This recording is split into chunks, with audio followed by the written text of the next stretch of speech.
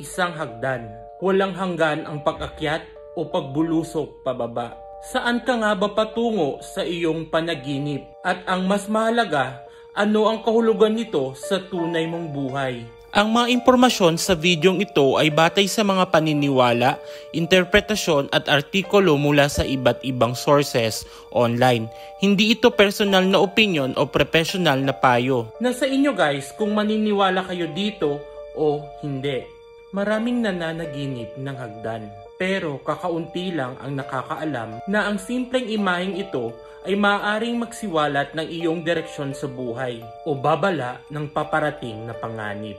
Kapag napanaginipan mong umabot ka sa tuktok ng hagdan, ito'y senyales na malapit mo nang makamit ang mga mahalagang layunin mo sa buhay. Kung umaakyat ka ng hagdan, isa itong pahiwatig ng magandang yugto, success, growth at pag-angat. Pero paano kung nadapa ka sa hagdan?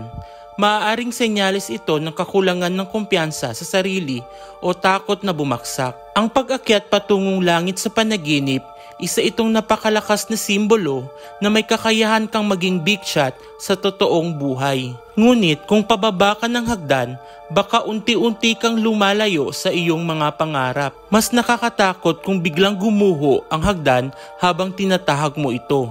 Isang malinaw na pahiwatig ng pagkabigo o ng pakiramdam na nawawala ka sa tamang landas. At kung nahirapan kang umakyat, maaaring may mga balakid sa iyong tagumpay na kailangan mong harapin. Pero ang pinakakakilakilabot yung itinulak ka pababa. Dahil ayon sa panaginip, may isang taong pinagkakatiwalaan mo ang maaaring magkanulo sa iyo. Ang hagdan sa panaginip ay hindi lang basta hagdan. Isa itong salamin ng iyong estado, pangarap at kinabukasan. Kaya ang tanong ko sa iyo, sa panaginip mo, paakyat ka ba o pababa?